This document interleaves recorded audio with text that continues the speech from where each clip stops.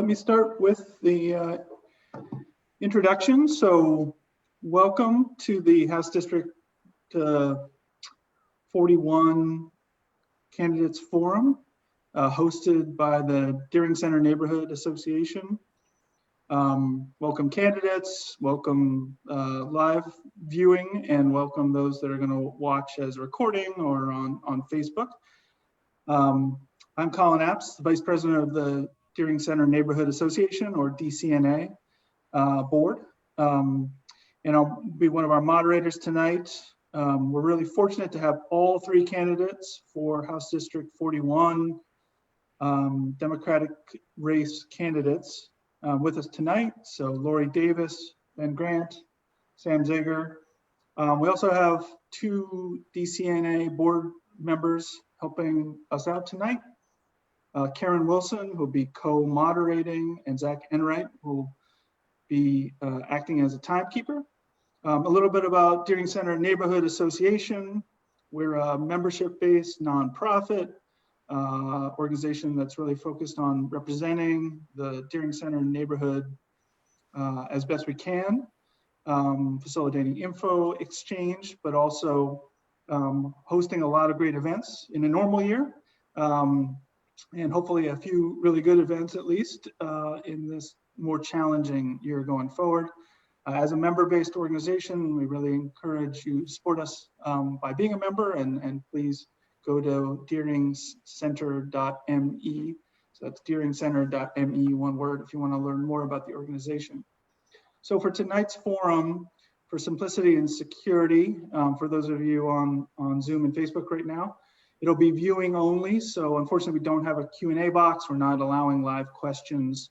All the questions will be presented by Karen and I as moderators, and we're solicited by DCNA board from folks in the neighborhood and from the board itself. So the video of the event will stay on the Facebook page and on our YouTube, and will eventually be on our YouTube page going forward. So thanks so much for joining us. Good luck to the candidates, and we really look forward to getting to know you better tonight. Thanks so much for joining us. So with that, I'm going to let you guys talk. So please introduce yourselves and tell us why you're running. We'll be rotating the answers. So for the first one, we'd love to start with Sam, then followed by Ben and Lori. Each of the answers will be 2 minutes a piece, including the intro and the closing statements. So thanks very much. And Sam, please take it away. Thanks so much, Colin, Karen, and Zach, and Ben and Lori. As many of you know, I'm a family physician practicing here, serving a diverse population in Portland. I'm also a father and husband and an evidence-based published scientist, a longtime regular volunteer in the Portland Public Schools, a board member on the Portland Public Libraries Board. And before that, I served in the Navy for 11 years, both in peace and war. My first college classes were in community college. I eventually paid my way through college and graduate school, but I never forgot that I have an obligation to pay the opportunities that I've had forward. So I believe standing up for the public good. I'm a clean elections candidate running for the House for 3 reasons. One is that as a physician, I listen to my patients tell me about their lives, which is really important context for their health concerns. The issues they raise, like health insurance, education, employment, like FMLA, are often the ones that the state legislature deals with. And I feel a duty to elevate their concerns so that it may inform good public policy. Second, the challenges that we face as Mainers are the ones that I care deeply about and have worked on in many ways for many years. Things like public education and libraries, fighting racism, universal access to high quality, lower cost, equitable healthcare, public health systems, because the evidence showed that a pandemic was overdue, environmental protections and climate change, reproductive health rights, gun violence prevention, and school-based health centers. To advance progressive values, I've organized hundreds of people's efforts, testified, and worked with legislators one-on-one. Doing all this has been quite an education in lawmaking. Third, I believe that it's important to have healthcare providers, especially in the legislature, especially in the time of COVID and the opioid crisis and our crumbling healthcare system. So these are the reasons that I'm running for the House, and I ask you for your vote in this primary. Thank you. Great, thanks, Sam. And right on time, good test of the yellow and red. So Zach has, folks, 30 seconds left. Put up the yellow and then put up the red. He's not hiding. Please take it away, Ben. Great. Thank you, Colin, Karen, Zach, and everyone watching. My name is Ben Grant. I'm a resident of Catherine Street in the Oakdale neighborhood. I'm the father of 2 girls in the public schools here in Portland, one a rising 2nd grader at Ocean Ave, and the other will be a rising 6th grader at King Middle School. My wife, Kate, is a nurse practitioner. She works for our community health center, Greater Portland Health, and she takes care of their public housing sites, including most of her patients out in the Riverton area. By trade, I'm a labor lawyer. I work at a firm in Topsom called McTeague Higbee, where I represent several Maine private sector unions in Maine, and I represent hundreds of injured workers in administrative process. I also have a long background in Maine politics, most prominently probably as the chair of the Maine Democratic Party from 2011 through 2014. And then I was also the senior advisor to the Mills for Governor campaign, and then I co-chaired her transition team at the end of 2018. Locally, I've also served on the board of the Ocean Ave PTO and the board of PESA, and have used that experience to really get to know local issues. I am running for the state legislature because I think it's time for some real progressive change for Portland and for Maine. We really need to alter the relationship between the city and the state in order to secure more school funding and better schools, to change the relationship we have around immigrant issues, around homelessness issues. All of these things are large political problems, and large political problems are the things that I've been working on for most of my adult life. And I'd like to serve everyone here in Augusta to bring some real change that's badly needed. So I look forward to the questions, and I ask for everyone's vote. Thank you. Thanks so much, Ben. And Lori, please. Hi, I'm Lori Davis, and thank you to the Deering Center Neighborhood Association for making this forum possible. I'm a dedicated Democrat, a clean election candidate as well, and I have lived in Portland now for over 40 years, although I grew up in the shadow of the State House, where I watched our legislators work together to really craft Maine's future. At this point in time, as a parent of adult children who went through the Portland schools, and as a retired person, having retired from working at USM for over 13 years, administering federal funds in the TRIO programs, which provide low-income first-generation students and students with a disability with educational access and support services. I have retired and I have time to really focus on taking my 10 years of elected public service here in Portland, both on the Charter Commission and then 9 years on the school board, the Board of Education, to Augusta to address many of the issues that do face us. The reason I'm running, and the thing that really turned it for me, I've been in community service for a long time. I'm a CASA guardian ad litem. I have been a PTO president. I'm also the vice president of my neighborhood association. And in fact, actually helped found the Peaks Island Neighborhood Association when I lived on Peaks Island for 23 years. I'm running because I realized when I was chair of the Board of Education's Legislative Committee that our House delegation of 8 had only one woman representing Portland. And so for the same reason that in 2009, I ran for the Charter Commission and helped to double the number of women at the table crafting our city charter, I'm running for House District 41 to increase the number of women that Portland sends to Augusta to work with our fellow legislators on the issues that face Portland and the state of Maine. Thanks so much, Lori. So with that, I'll turn it over to Karen Wilson for the next question. Thank you so much, Colin. And thank you all for being here. So this question specifically is, what would you specifically do to address systemic racism and the racial disparities in Maine regarding income, incarceration, and health? So we'll first have Lori answer, then Sam, and finally Ben. So Lori, go ahead. This is an issue where I have practical experience. While working for the Portland schools, because I was an employee for 10 years before I served 9 years on the board, with the passage of the No Child Left Behind Act, which many people didn't like, but one of the good things it did bring was data and access to data. And I was working, and I was the person who, when we could look at our data and disaggregate our data, we could see back in the early 2000s, the achievement gap. And I was the person who said to the administration, we need to start talking about this, because if we don't talk about it, we can't change it. And I think that that approach, where gathering data, understanding what the situation is, allows us to frame the problem, frame the questions, and seek the solutions and answers to address the problem. If we don't talk about it, we can't change it.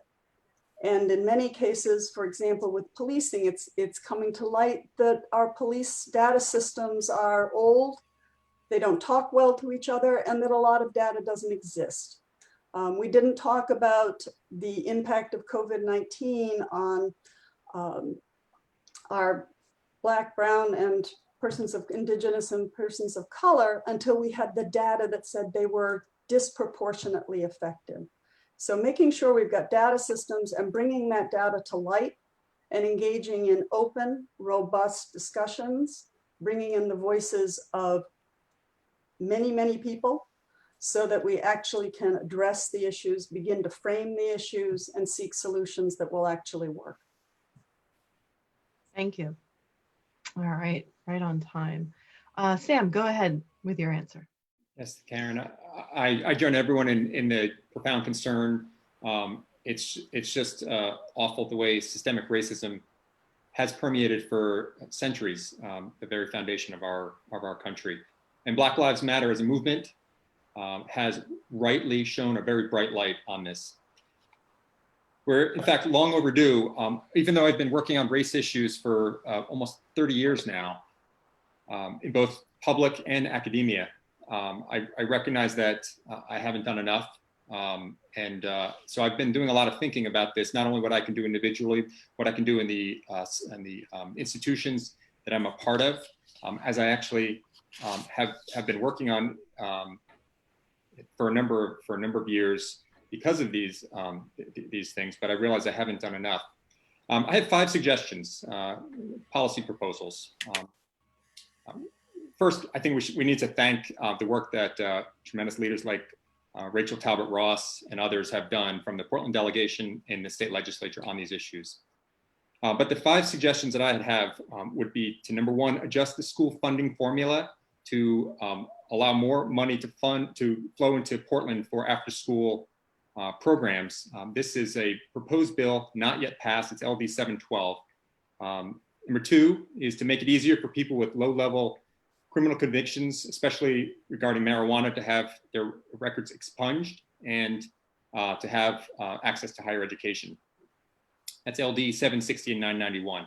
Number 3, investigate and implement ways to reduce the expansive missions and budgets of police forces and to redirect that to upstream factors, education, health, etc.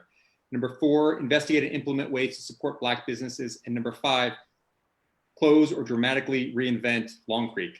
I have a detailed statement on samzager.org or my Facebook page about all these. Great, thank you so much, Sam. And then finally, Ben. Thank you. Thanks for the question. I'm going to echo several of the points that Lori and Sam have made.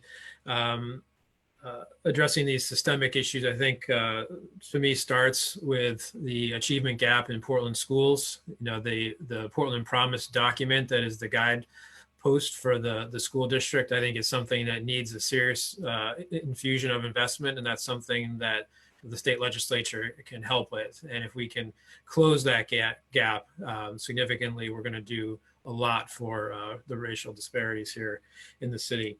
I'm a proponent of decriminalizing most or a lot of the drug offenses that are overpopulating our prisons and also have a disparate racial impact.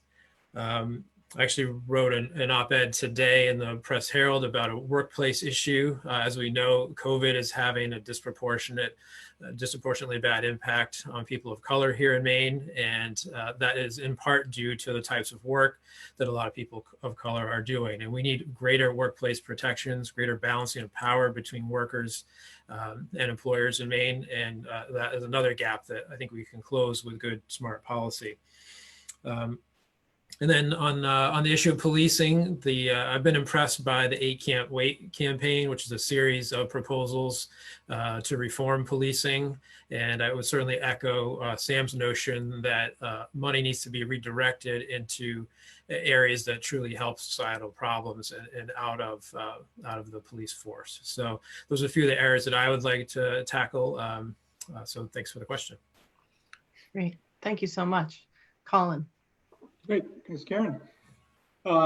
So next question is, do you support fully restoring the LePage administration tax cuts? And if yes, how would you utilize that renewed revenue? And if you would not support restoring those tax cuts, why not?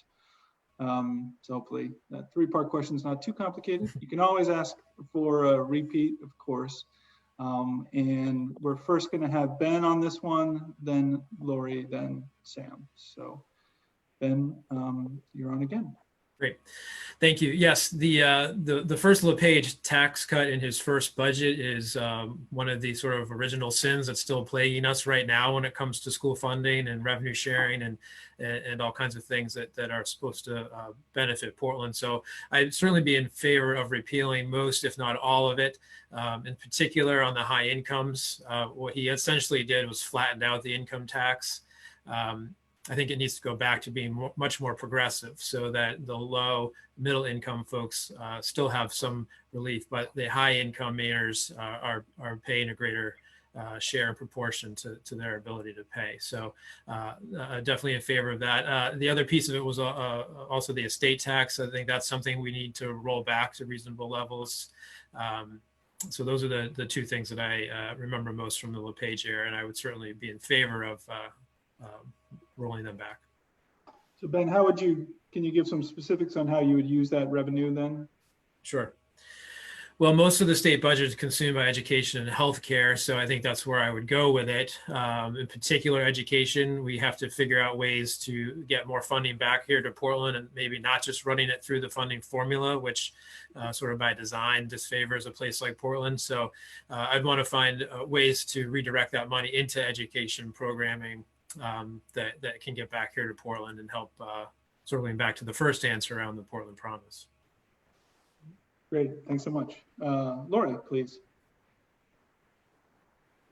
Like Ben, I am in favor of a more progressive tax policy that's really based on ability to pay, which an income tax is. Right now, we fund education on a property tax, which is not necessarily based on one's ability to pay. And I think that's one of the issues and tensions that we were constantly dealing with in Portland, where people live in homes, and the homes become more valuable around them to the point where they can't even stay. And having moved off of peaks after the last revaluation, I've experienced that personally, where my income didn't increase to be able to pay the taxes on the home that I owned. So yes, getting our tax policy back in a more progressive vein, repealing those tax cuts so that those who have the ability to pay can and do. How would I spend it? Ben is right. A lot of the state budget is education, healthcare. It's those upstream services that we've been talking about. And having worked in education, both professionally and on the school board, I've certainly seen it. In education, it's sort of a tailpipe. We see the outcomes of failed housing policies, failed health policies, children who show up never having had their eyes tested and can't see the board, but don't know they can't see the board, who don't have health care or dental care, whose parents are unemployed. So restoring or increasing, actually meeting the citizen mandated 55% would have a huge impact. Having been on the finance committee for the school board, that is the single most effective way to increase Portland's funding. Getting us to 55% would make a huge difference.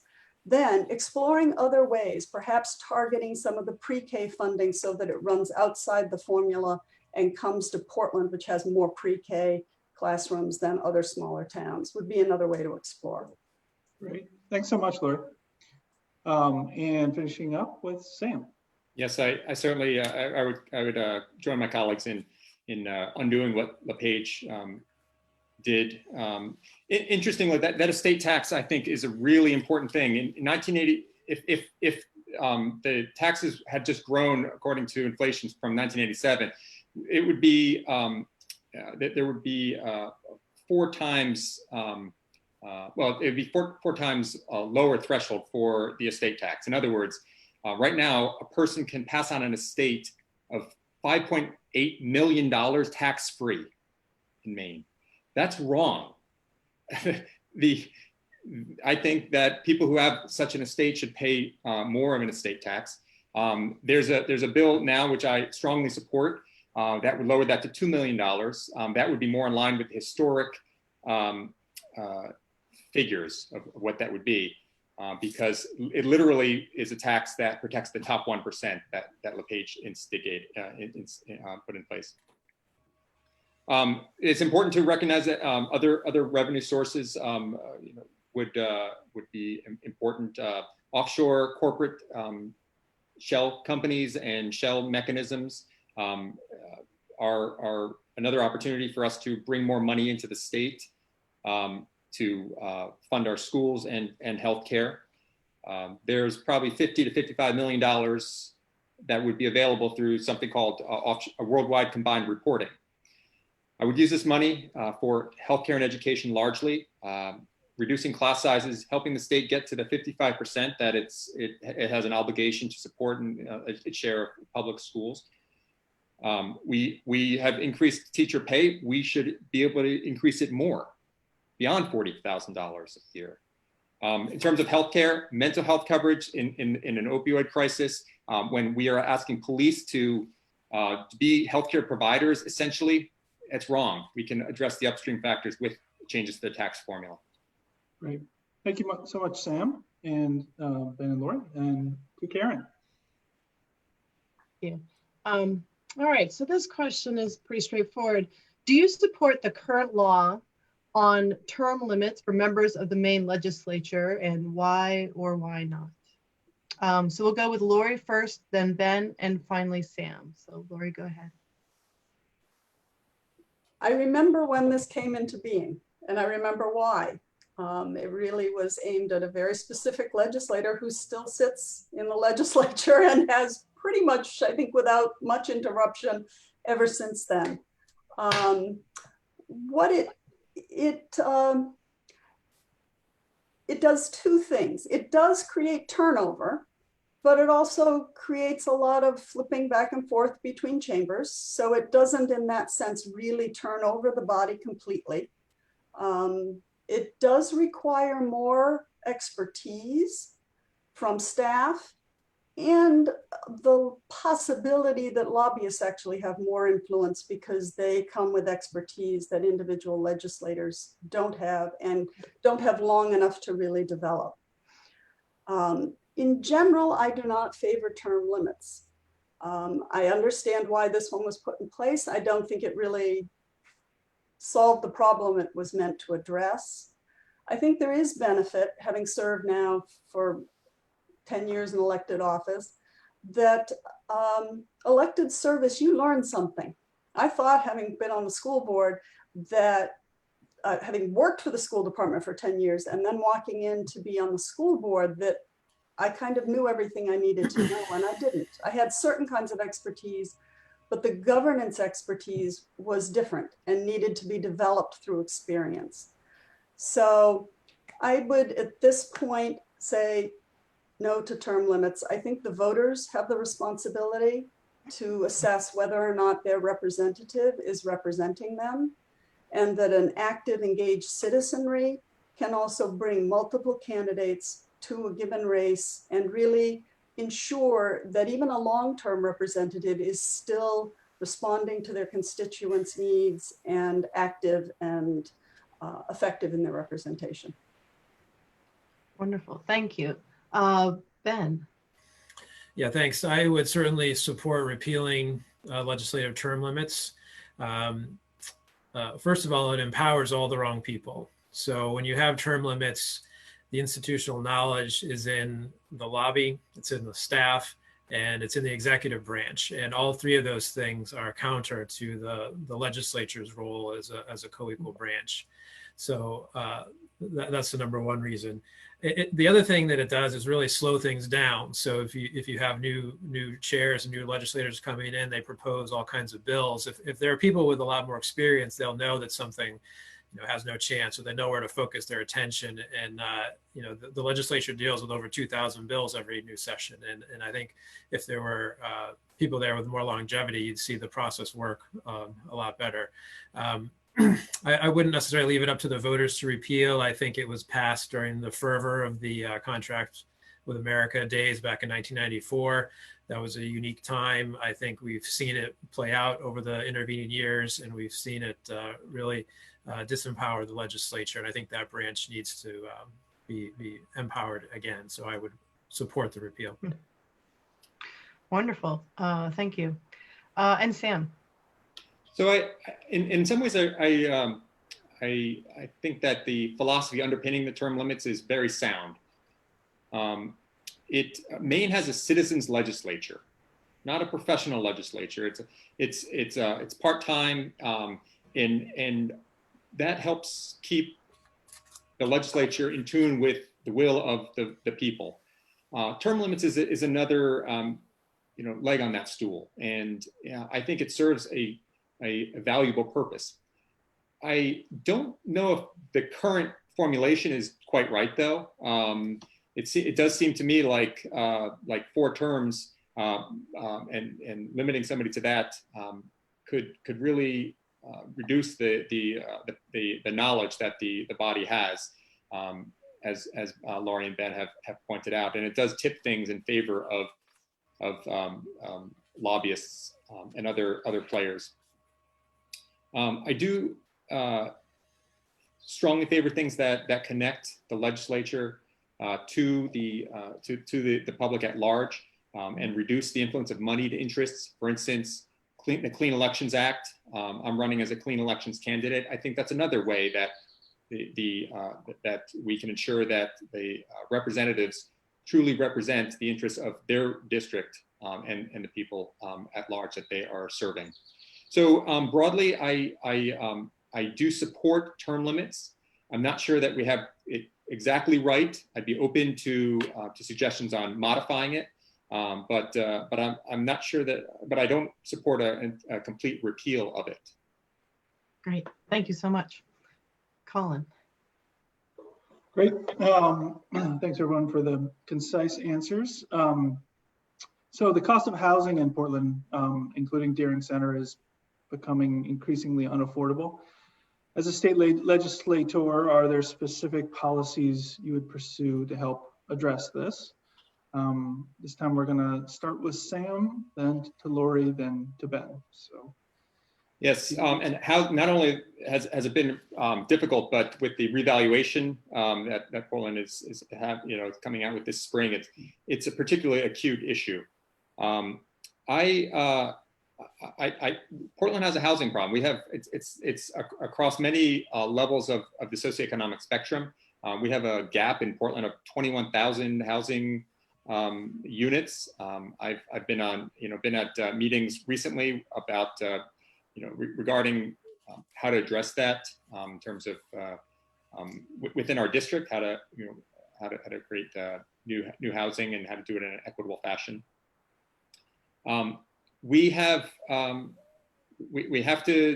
find revenue different ways. I've outlined a couple of proposals with increasing corporate taxes, changing the estate tax. Another idea that has gained a lot of favor among Portland voters is the local option sales tax, which would put Portland, enable Portland, empower Portland to raise revenue through different ways besides homeowners who are paying property taxes. So reducing property taxes, increasing taxes on other things like lodging, and those who have second and third homes in Portland. The nationwide sales tax is about 7.5% on average across the country. Here it's 5.5%, and so there's an opportunity to raise money from those who are only part of the year in Portland, or just passing through as tourists, because this is vacation land in normal times, and thereby reducing the burden on property taxpayers. Great, thanks so much, Sam. Then on to Lori. Housing is a problem, and the cost of it's a problem, and it affects all of us because, you know, when our children can't stay, I have a son who's out of state because salaries are higher, the cost of housing is lower, and it doesn't make economic sense for him to come back to Maine at this point in time, which is hard because that sense of community that comes from multi-generational housing, from families being able to live in the same town or nearby, is really impacted. One of the things that I really value about Portland and always have is the fact that much of our housing is very mixed. We live in neighborhoods that may have rental units, duplexes, single family homes. It's not gated communities. And I don't want to see it go that direction, although I worry about some of the condominium complexes, which really are just very tall gated communities because of the way the cost of buying in. How do we provide a wide variety of housing? We need to pump more money into housing. And the state can be our partner with that. Certainly some of the things that Sam mentioned, local option tax, which I testified before the legislature last year when it was before them, in favor of it, because I believe that it would help us, would bring funds to Portland, help control taxes and reduce the tension between what we want to have for education and schools and what's needed to literally pave our streets, is certainly an option, as well as meals and lodging tax, which I helped to lobby when it was first initiated in front of the legislature through the Maine Municipal Association while I was working for the city of Portland. And I would very much encourage us to look at that and increase or allow either the city as a local option or have the state have more, and again, feed it through the municipal revenue sharing so that we can address some of our local housing issues.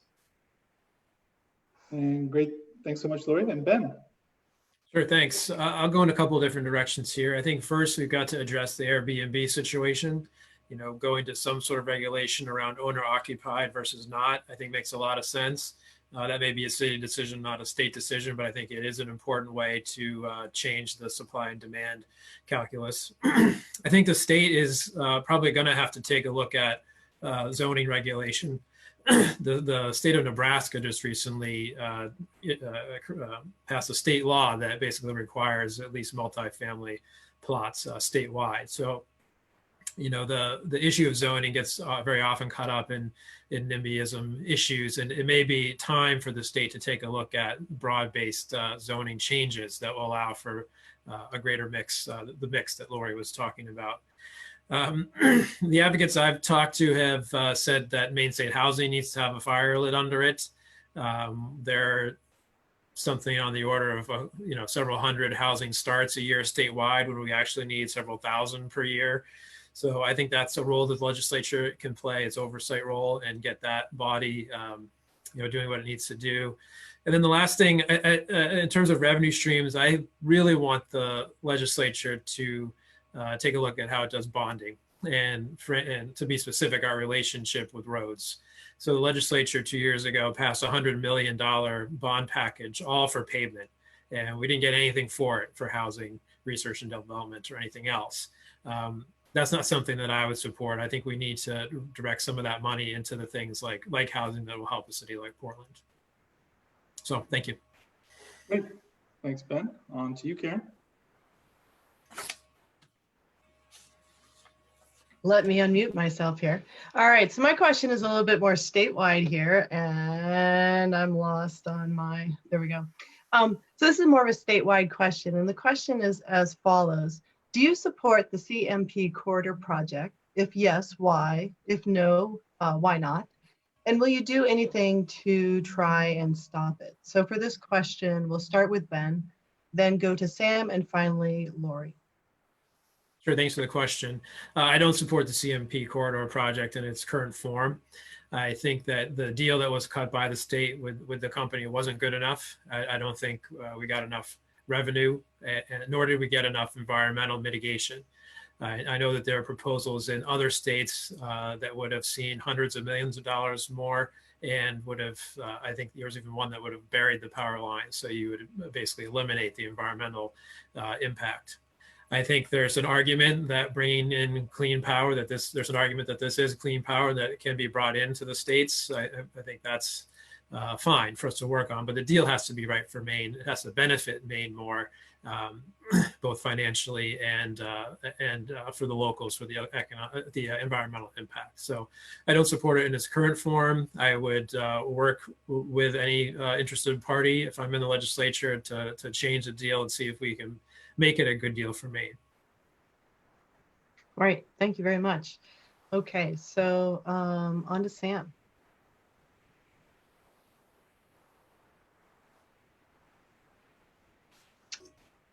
Sam, you're all set. You're muted, Sam. Excuse me. I appreciate the question, Karen. Even though it's not before the legislature per se, but in front of the voters in November, I am not in favor of the CMP corridor as it's formulated. No environmental group, no significant environmental group supports it in Maine. It's not clear to me that it would produce any new renewable power. It's a sort of a shell game, whereby the power that would have been consumed in Canada is now going to be consumed by higher ratepayers in Massachusetts. But then the carbon-based fuel, carbon emissions will be shifted to the users in Canada. It has a tremendous threat to wetlands, to renewable power jobs, to tourism jobs. These are like lifebloods of not only traditionally in Maine, but also the future. When we want to talk about where Maine can go to diversify our economy, green jobs are part of that. And I feel like CMP corridor would be a step back from that. It's also of dubious benefit to ratepayers. It doesn't, given all the huge things that it would be sacrificing, I'm not clear that the net benefit is there. Of course, this connects to environmental issues writ large, regarding global warming, regarding protecting wildlife, etc. This is very much the province of organizations that have a long-standing presence in Maine and elsewhere. I'm very proud in the last several days to receive the #1 endorsement from the Sierra Club in this primary. So I really believe that the biggest, most long-term issue that Maine and everyone faces on the planet is global warming. And I think the CMP corridor, even though it's a tiny piece of it, is a step in the wrong direction. Great, thank you, Sam. And Lori. I agree. It's a step backwards. It's a legacy of an old approach to power. And the scar that it would leave across Maine's pristine wilderness in some cases, some parts of it, the damage it would do to streams, to wildlife, is not undoable. Certainly not in my lifetime. I definitely oppose it. I think that we need to be turning our focus to different kinds of power. As Sam said, that this is a small piece of a much larger issue about how are we going to obtain our power, and how do we do that actually in a way that's more local, more resilient, that has a smaller carbon footprint. And so looking at offshore wind, looking at solar, as we did on the school board when our students came to us and said, you know what about solar panels on top of the schools? And the school board kind of went, I don't know, that wasn't on our agenda. And then we listened and they educated us. And we discovered there'd be cost savings, and it was an opportunity to have students be educated about the issue. And we changed. And so I think this is an issue where the people of Maine are not in favor overall. It doesn't bring, as Ben said, the benefit to Maine really isn't there. And the damage that it can do to the parts of Maine it will cut through is significant.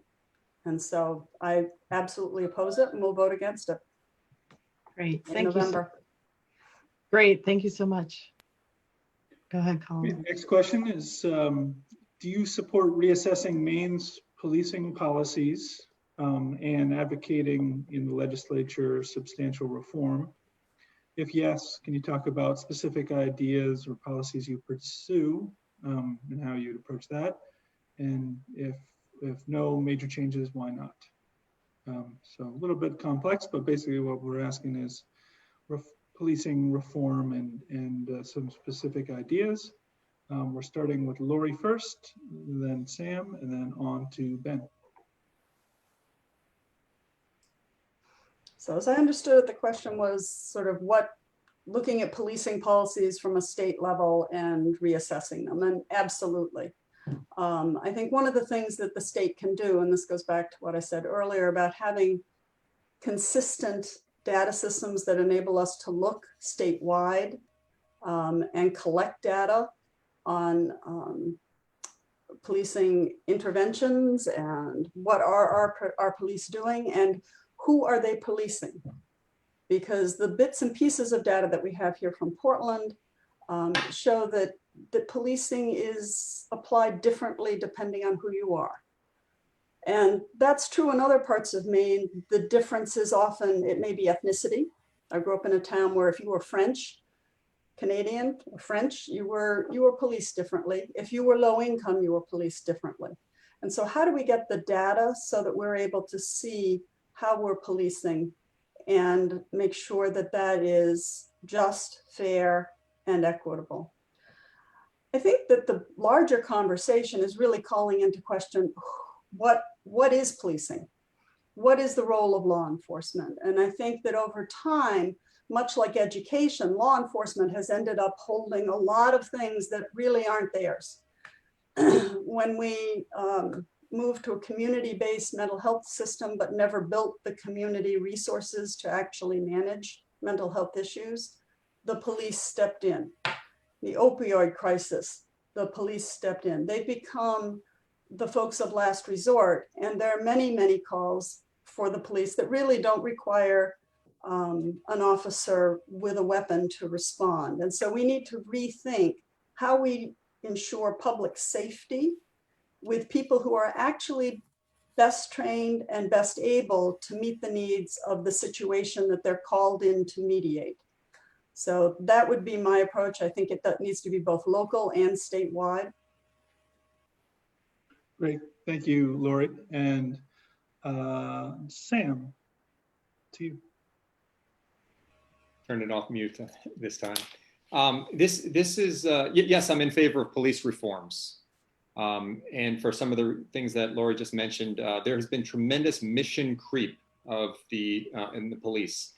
They are now asked to be not only police officers, but social workers and mental health counselors and drug interdiction officers and respond to housing crises and domestic violence things that really have roots or elements that are created far upstream.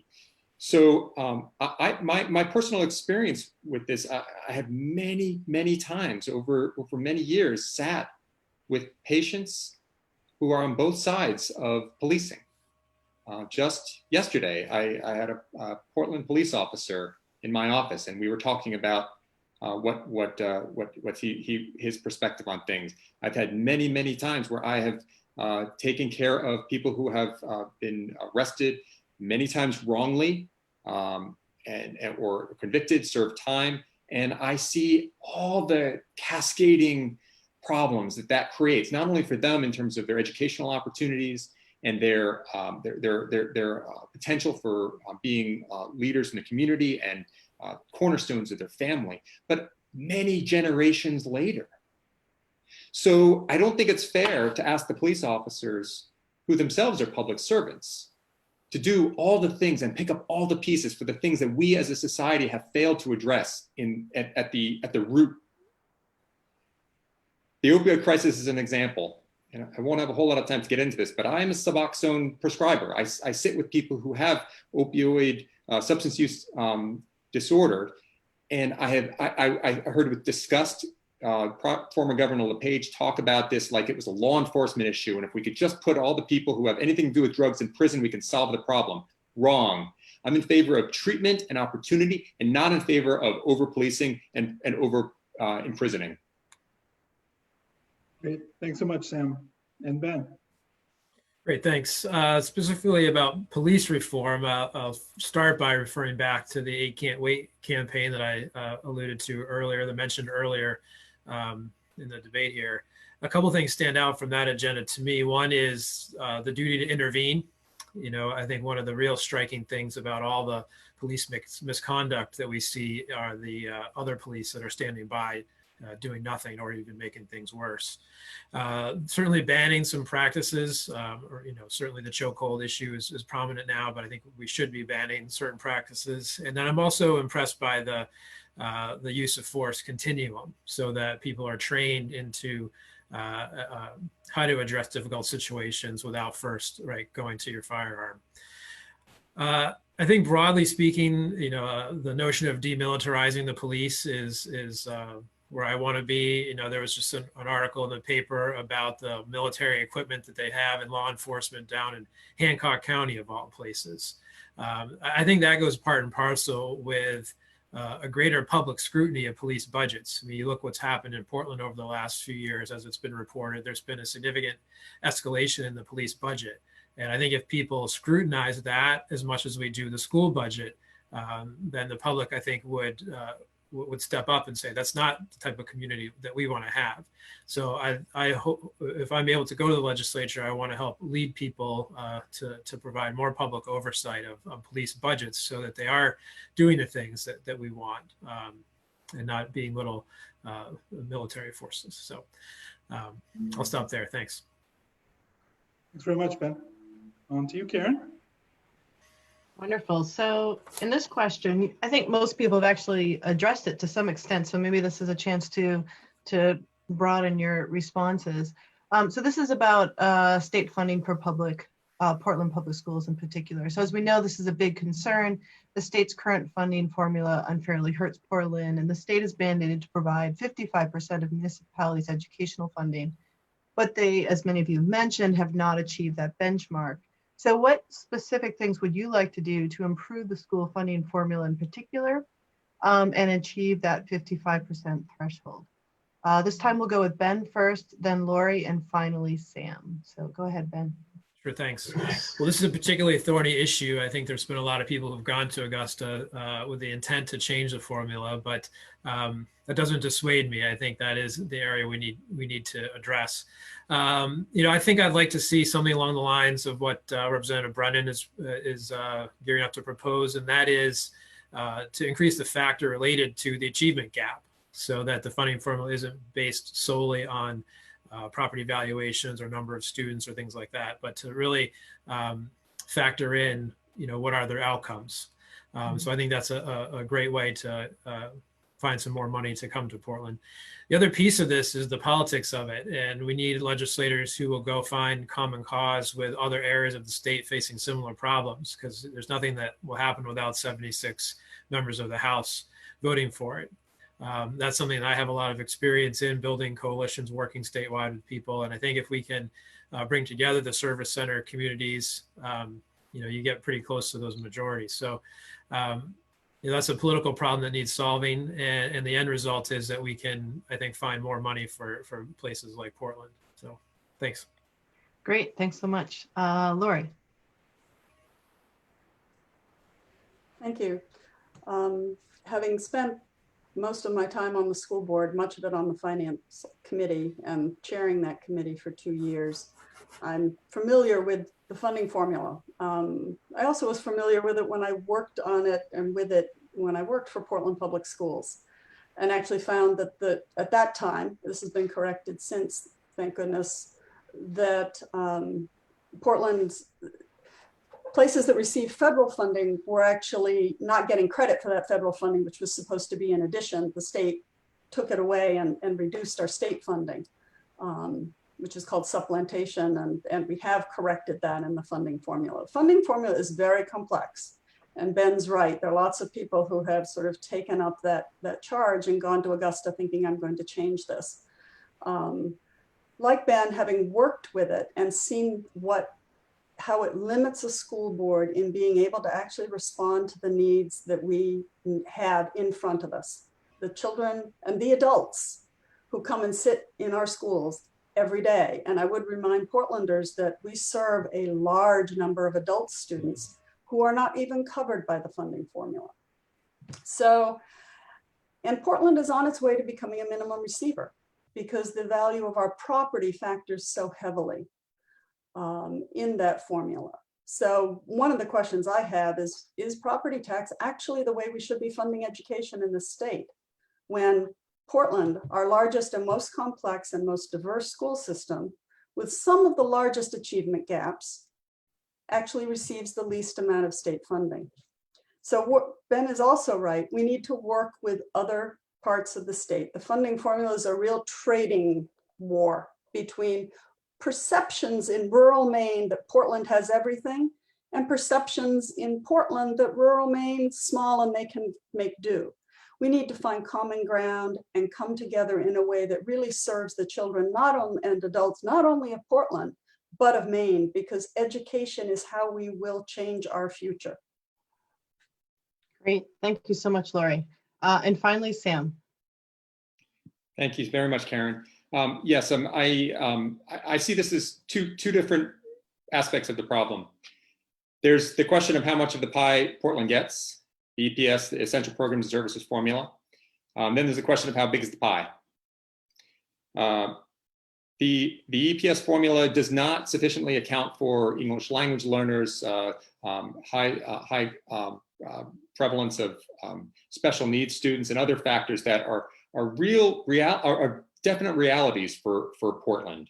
And as has been pointed out, some really great people have worked very hard to try to address that. And that's basically a logger jam. There are other revenue streams besides that. I've mentioned a couple of them in terms of increasing corporate taxes through offshore taxing and local option sales tax, increasing the estate tax, etc. But I want to talk about growing the pie. I've shown this before. This is the Maine state budget for the general fund. We're talking about almost $4 billion here. Education is a significant portion of it, as is health care. Within education, a huge portion of that is health care. 80% of the Portland Public Schools budget is people. Some of that's the salaries, which ought to increase for teachers and others. But a lot of that is health care. So in terms of finding common cause with legislators, in terms of getting to agreement, I think that might be the key.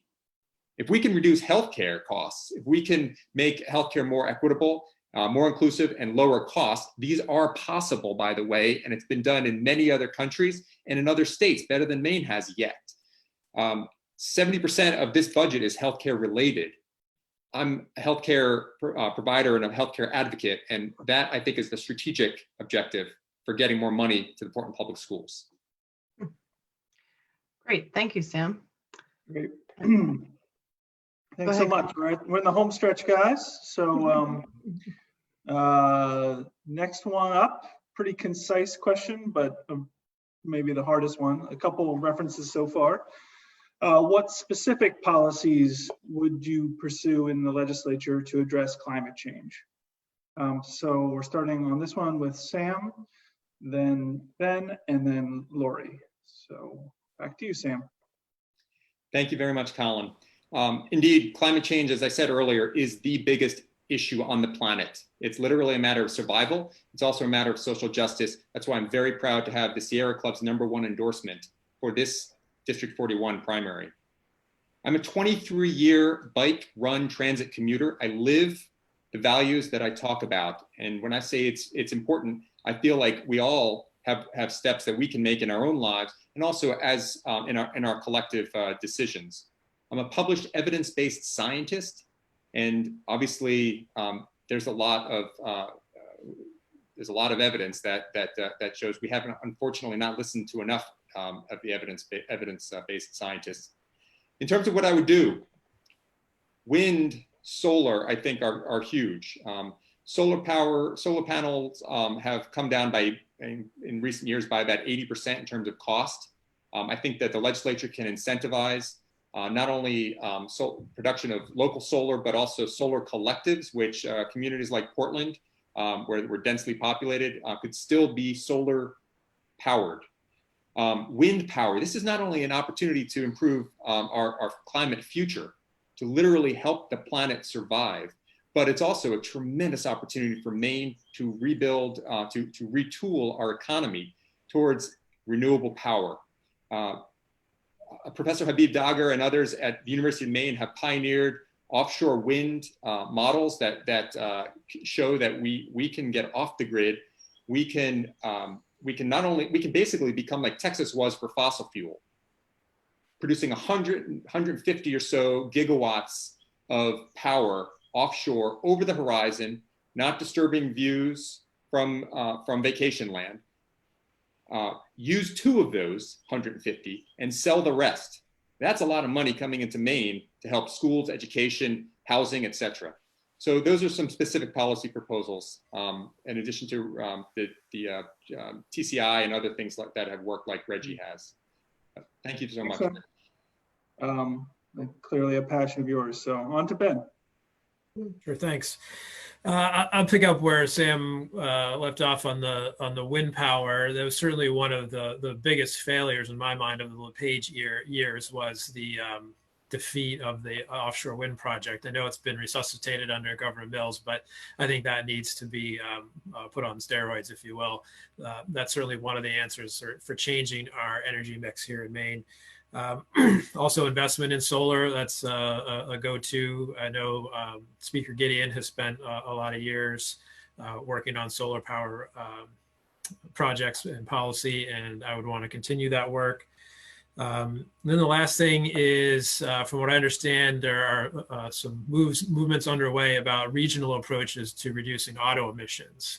I think we all know that emissions from cars is one of the toughest nuts to crack, but also one of the most important ones when it comes to reducing negative effects on the climate. So I would want to make sure Maine is partnering with other states, Northeast states, to work on those regional approaches.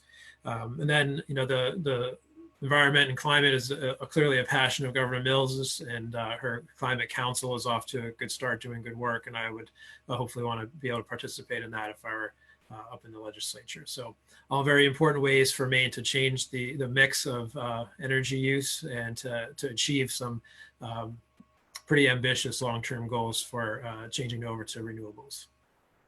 Great. Thanks, Ben. And Lori. Climate change is a huge issue. I've lived in Maine long enough to actually see its impact. The climate is different now than when I was growing up. I see it. It's real, and I believe. I'm going to loop back to housing.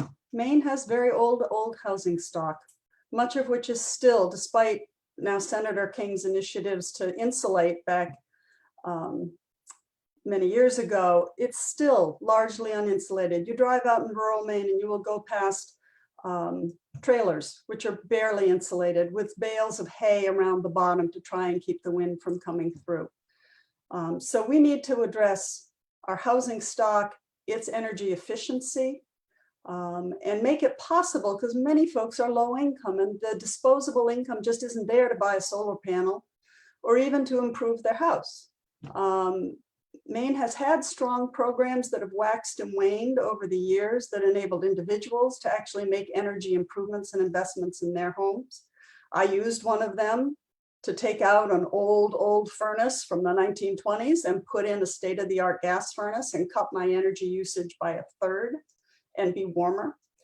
So we need to help low-income Mainers be able to insulate and maintain their homes. We also need to jumpstart this on an education level so that we can take workers who may no longer be needed in the hospitality industry or other kinds of industry and retool them to be able to work in green energy industries, so that we can actually not only change Maine, but supply some of the workforce that's needed elsewhere to change the energy systems there.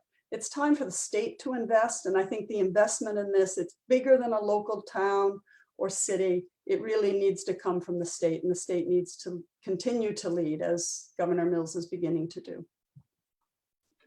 Great. Thanks everyone for your passionate ideas on this one. Next up, Karen. Great. So this is my last question for you. And it is as follows. Do you support a single-payer universal healthcare system for Maine? If yes, what would you do to pursue it? And if no, why not? And what would you do to improve our existing healthcare system? This time we'll start with Ben, then Sam, and finally Lori. So go ahead, Ben.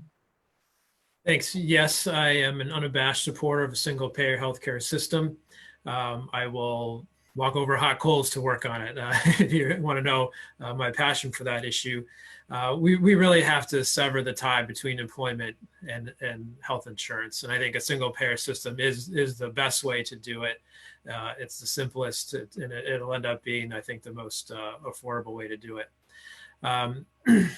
It's a big lift, right? There's no state that has successfully done it yet, but I'm still optimistic. I know that if Democrats win back control in Washington right now, there are some bills that are designed to help grease the skids, if you will, and help states redirect federal money into a single payer program.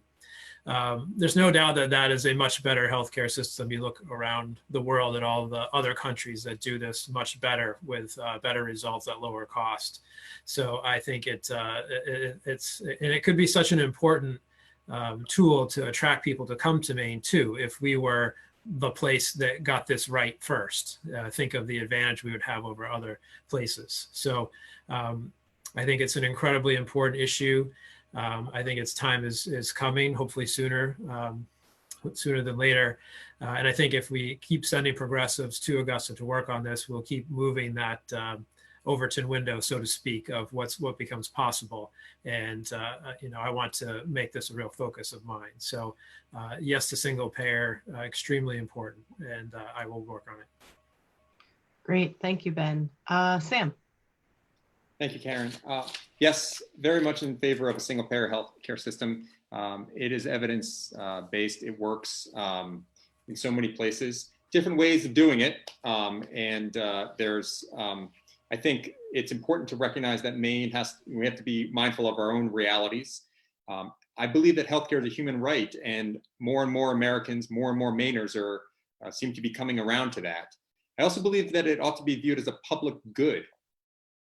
If one of the things that the COVID crisis has taught us is that the health of all of us is interconnected. If we want a strong economy, we can't have a healthcare system that crumbles. If we want a healthcare system that is intact, the best example that has been demonstrated in so many places with better outcomes at lower costs is single payer. Now, in terms of the practicality, indeed, it's not been done by any single state. It has been done. It was done in Canadian provinces first, and then it spread from province to province. Now, we don't have the exact same form of government as Canada, but one thing that I've noticed in my studies of American history is that when we have a problem, we solve it, and we are able to marshal tremendous resources, tremendous know-how, tremendous ingenuity to address it. And I think COVID crisis has really demonstrated how all these pieces are interconnected. I have been very involved with these issues, and it's part of why I was a tremendous advocate in helping make reality the healthcare task force. In 2017, it was founded as a conversation, literally getting people in the room to figure out how we can make this work in Maine, make universal healthcare work in Maine. That is now elevated to a standing committee, which Senator Heather Sanborn, my senator, chairs. I think there's opportunities. I don't have the answers, but I know that I'd be a tremendous part of the conversation. Great, thank you, Sam. Lori, for your answer, please.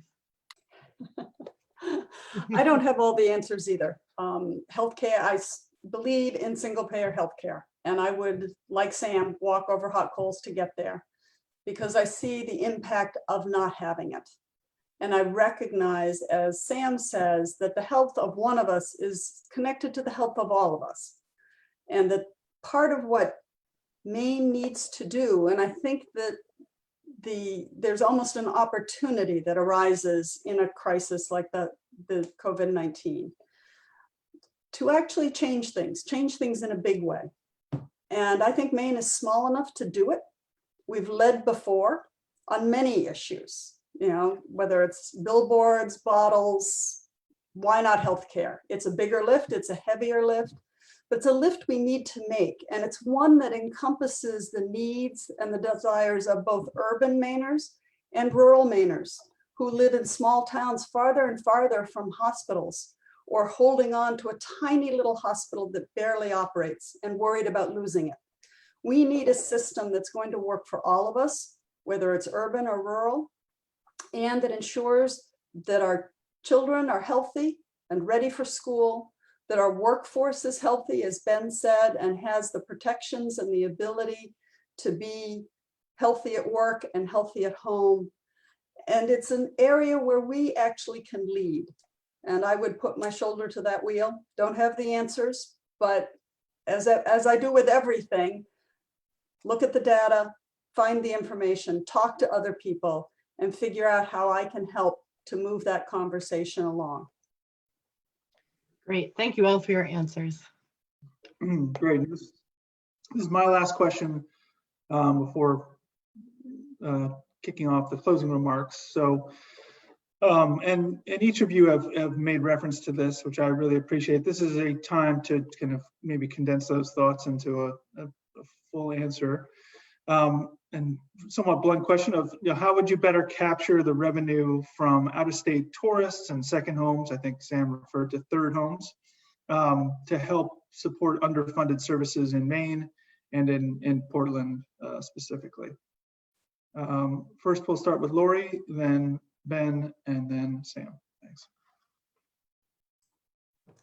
I think, as I said before, this is a place where our meals and lodging tax now, which goes to the state and comes back somewhat in municipal revenue sharing. It was supposed to be shared much more robustly in its original iteration than has happened over time, is one way, because we capture discretionary spending at that point. You know, so looking at increasing that, all of us have traveled, paid a hotel bill that has a very high tax, much higher than Maine's. And it wasn't the reason that we went or didn't go to that city. Now, that said, we're in a slightly different world at the moment where that kind of travel is not going to be as strong and is not going to be as robust. Our restaurants are struggling because while we've opened, we're not quite sure what that future looks like. And takeout is not the same kind of business as dining in and the ability to have folks in close proximity. So simply relying on a meals and lodging tax may not really be the answer, but I think it's part of a strategy, and I think we have to think in multiple prongs. The other is a local option tax, which could be either applied to meals and lodging or in some other way, but giving Portland the ability to actually have that additional tax. Many municipalities have that, and I think it would make sense here. We welcome our out-of-state visitors, absolutely. And capturing and having them support the services that they use while they're here, the roads they drive on, the, hospitals, the policing, all of those things. City services are used by out-of-state part-year residents or part-time residents, as well as the casual visitor. And so figuring out a way to capture that would make sense. Thanks, Lori. Ben's up next.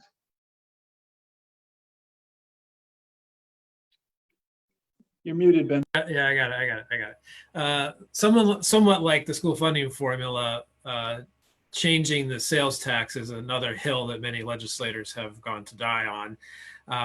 But that doesn't mean they didn't have good ideas. And there are some good ideas that I would support.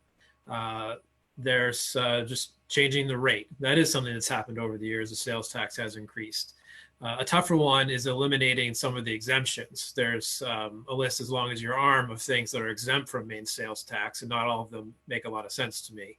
And that's another source of revenue that we can export. Lori has mentioned the local option sales tax several times. I'm a supporter of that as well. I think a low rate makes a lot of sense for Portland and other service centers. And then another thing that's been bandied about over the years is seasonal adjustment. So you take the rate up a little bit over the summer months to capture a little bit more from out-of-state folks. I'm just not a believer in the scare tactics that some of these adjustments that would bring a lot of money into Maine would have an effect on use and traffic from tourists. I mean, people love the Maine coast, and whether something has a 5% tax or 6 or 7% isn't going to dissuade people from vacationing here. So we should be able to use that flexibility to generate more revenue for the stuff that matters to the people who live here. So those are just some of my ideas that I'd be willing to support and work on. Great. Thanks, Ben. And Sam. Sure. Well, just in the interest of time, I'll just quickly highlight, I certainly am in support of these other revenue streams. Local option sales tax has been talked about by myself and others. Increasing the offshore corporate tax through worldwide combined reporting, again, worth $50 million or more. Increasing the estate tax, I don't think that $5 million estate should be passed to heirs tax-free. I support the work that Rachel Talbot Ross, Representative Collins, and Senator Chipman have done. Those representatives and senators and others have, I think, have a good plan. I think that basically, I know that these are they're not easy to do. But sometimes a good idea just needs the right moment, and sometimes it needs the right relationships. There's lots of examples in history when things that seemed impossible for even 100 years will pass. The Affordable Care Act is an example of that. So I'll leave it at that. Great. Well, thanks, everyone. So we're going to go to closing remarks. Again, 2 minutes for consistency and time and conciseness, which you guys have all done a fantastic job. Guys and gals have done a fantastic job on. Please feel free to ask yourself a question that we didn't ask. It doesn't have to be kind of a classic closing remark. If we missed something, which we certainly have, please go off on that topic. But again, a 2-minute limit, and we're going to start with Sam, then on to Lori, and then to Ben. So Sam, please kick it off. Thank you. Great. Thank you so much, Colin and Karen and Zach, and the rest of the DCNA board for hosting this forum. Thank you to Ben and Lori for healthy discussion of these issues. You guys are really strong candidates, and I know would be very worthwhile public servants. The watchwords for my campaign are leadership, service, and heart. I've served my country, our country, as a naval officer after graduating with distinction from the Naval Academy. I then attended medical school, and I've been a family doctor serving diverse populations here in Portland for many years.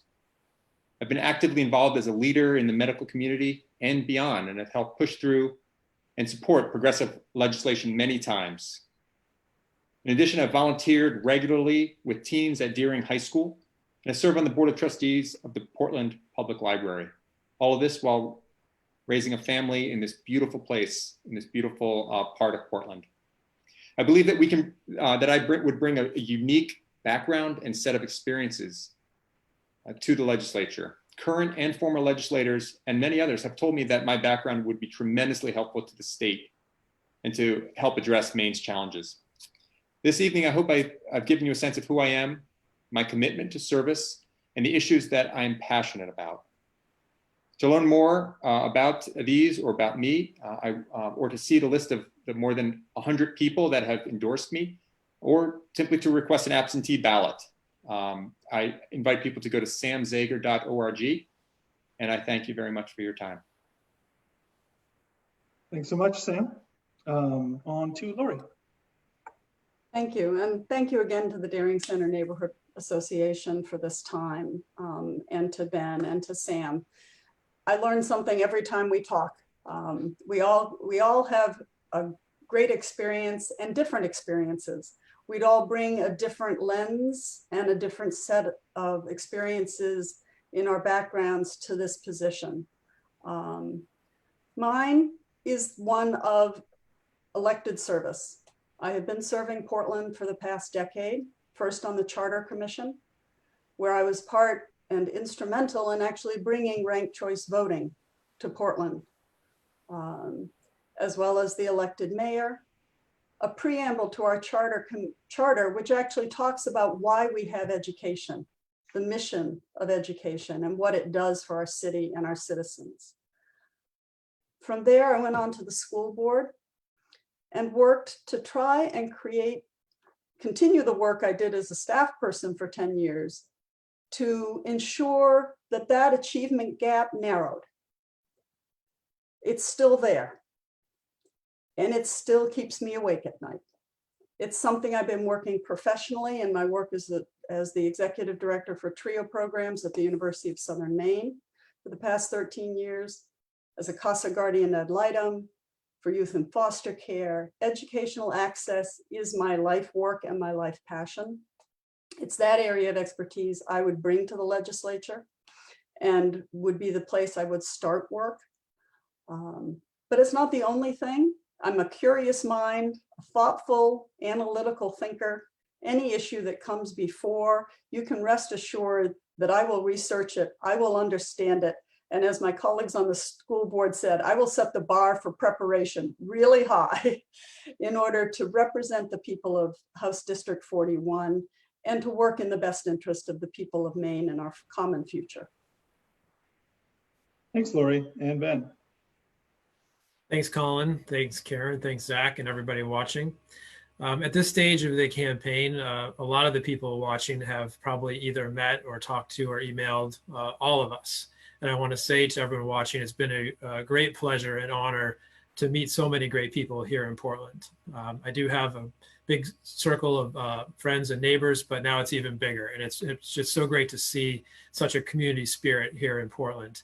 It makes me really proud to be a member of this city. In terms of this race, if you're looking for a great public servant with a great heart, you really just have a coin flip. I think Lori and Sam are exemplary people, and I'm proud to be running alongside with them. In terms of making your choice, though, I want to present myself as the person with the best chance to make real progressive change in Augusta. We've talked a lot about seemingly intractable problems, whether it's school funding or revenue or what have you. These are all political problems. These are problems that require someone with experience and deep thinking in how the legislative process works and how politics works. I've been doing that work for over 20 years, and I think that I have a unique background, but I also have a uniquely appropriate background for the job that we're running for right now. So I hope that has come through. It's certainly come through with some of the organizations that have endorsed me, from the Maine AFL-CIO to Equity in Portland Schools to Our Revolution. I think they all see in me the progressive change agent that I think Portland needs right now. So I want to thank Daring Center Neighborhood Association for the time. I appreciate the questions and the great discussion, and I thank you. And for everyone who's watching, have a good night. Great. Well, with that, let me close. Lori, Ben, and Sam, thank you so much for your time, your timely answers, your passion. It's certainly on behalf of DCNA, we're lucky to have 3 folks of your quality running for office and willing to serve this state and this district. So with that, I will close with one more plug to go to deeringcenter.me if you want to hear more about what we are doing, what we've done in the past, and if you'd like to become a member. Thanks again to the candidates. Thanks to Karen and Zach for making this run so smoothly. And see you all on Election Day, either virtually or in person. Thanks.